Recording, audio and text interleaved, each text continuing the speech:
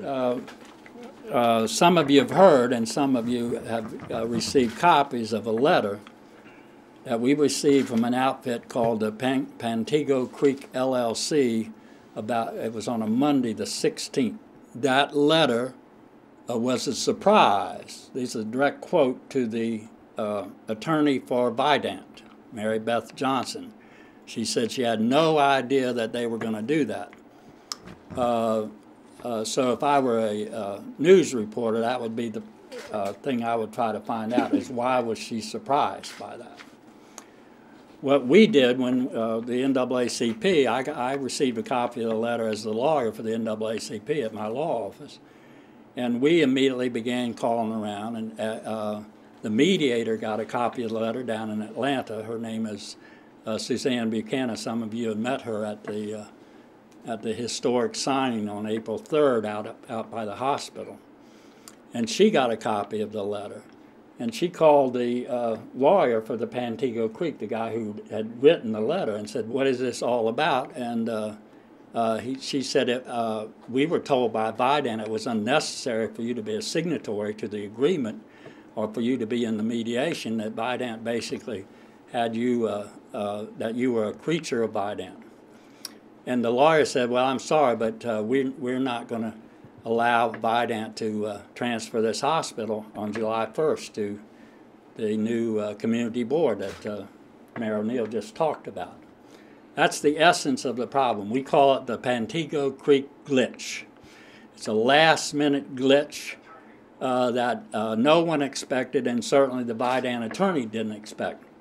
We have a sense that maybe some other people at Vidant themselves knew about it. What the NAACP did, because our interest in this is the poor people and the people of color, mainly African Americans and Latinos in Hyde and Beaufort County, who will lose their emergency room. And the vision that I always have in my mind, because with the help of 3 or 4 women, I've had 7 children myself, so I've been in the delivery rooms quite often, and I know that things can go bad, and I know that many poor women depend on emergency rooms when they are pregnant and getting ready to have their babies. And we also know that in North Carolina, the infant mortality rate, which had been leveled out and actually going down, I don't know if we have any doctors here, but all the doctors know this terrible statistic, has been going up 7.8% in the past 3 years since they've been messing around with Medicaid in North Carolina. And all of that total upswing in the infant mortality rate in North Carolina is due to African American young mothers who are having babies at home. So that is one reason why the NAACP got involved in this, because we do other things besides saving hospitals, as some of you know. We do more on Mondays. We're building a national movement across the South. The NAACP is 104 years old and just getting started. So what we did was we filed a Title VI complaint, which is right here. Zach, maybe could you make sure everybody gets one of these? Yeah, sure. There's a paper clip. I'll try to save 1 or 2 for me. Anybody see it? Adam, did you pick my yellow paper? Yeah, I did. I'm sorry. Okay. So if you, I've been a teacher most of my life, so I don't like passing out papers right while I'm talking. So you can refer to that soon. What we have done in that complaint, which we filed on Wednesday night, and I've talked to people all day yesterday on the phone. Everybody's got it. They're studying on it. It went directly to Eric Holder and the Civil Rights Division in Washington. The Civil Rights Division has the duty, when we file a Title VI complaint, which is what the essence of this was.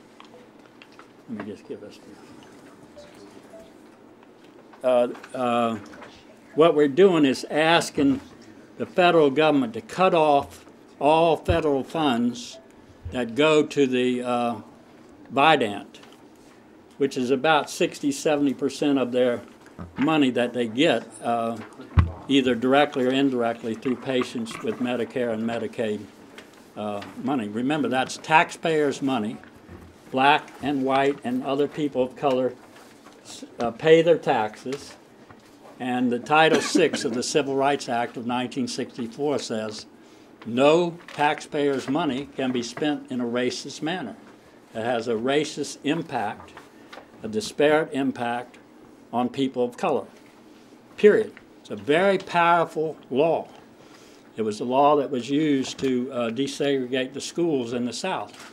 All people like Calvin Henderson had to do back in the 60s and 70s is write a letter up to the Department of Education and say, Pitt County's got 2 school systems. What about that? That's, you know, one sentence. And you're sending federal money down here. Come down here and take care of business. There wasn't a whole lot of lawsuits. Title VI is what desegregated the South.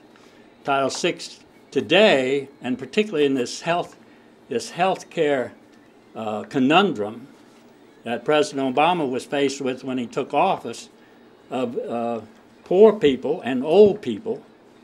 Medicare is for old people. Medicaid is for poor people. We're eating up everybody's medical care budget. And he was trying to figure out a way to, number one, encourage people to live healthier lives. You saw what Michelle has been doing. And secondly, to try to even out the cost of medical care. 2 things. What Bo Bobbitt is about is the first. It's modeled after Mitt Romney's health care program in Massachusetts, one of the best programs in the country, where people are losing weight, managing diabetes, figuring out ways of eating better and exercising more and being healthier. And there's an incentive in the Affordable Care Act to help to promote that and getting away just from doctors making money dealing with sick people.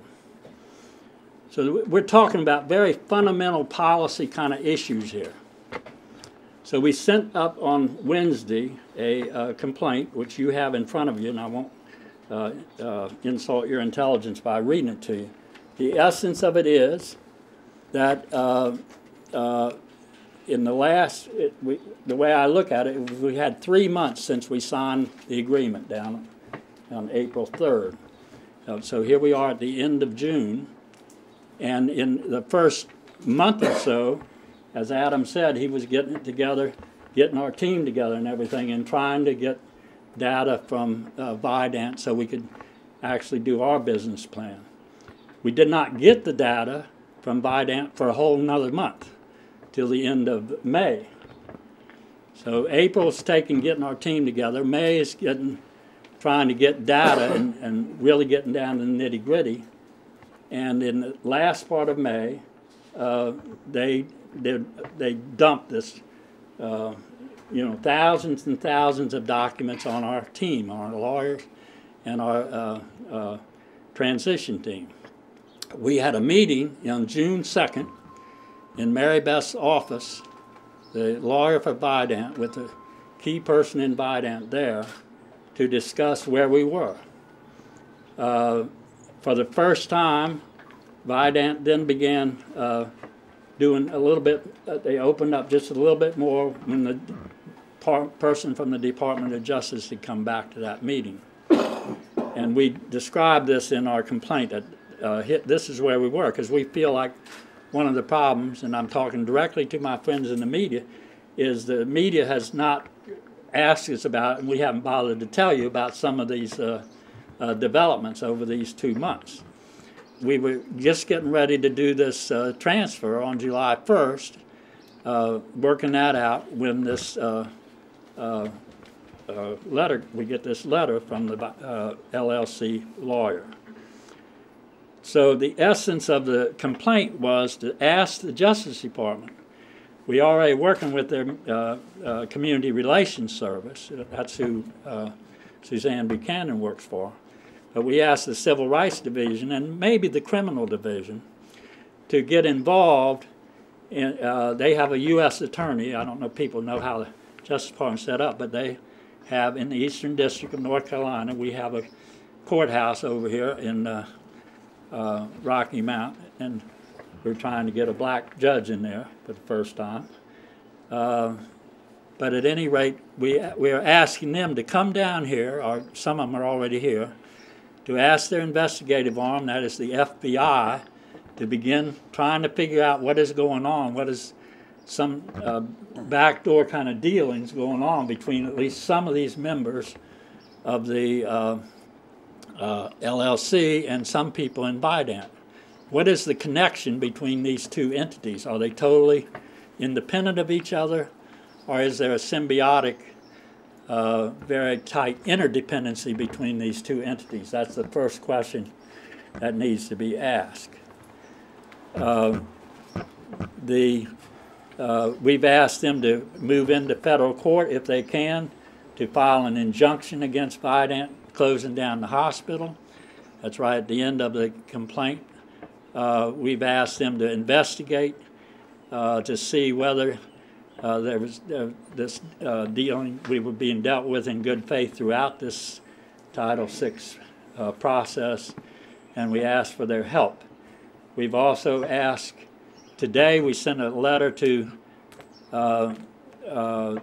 Suzanne Buchanan to the Community Relations Service to hold a community information meeting in Belhaven sometime next week to let everybody know what we're doing, and we would love for you all to cover that meeting.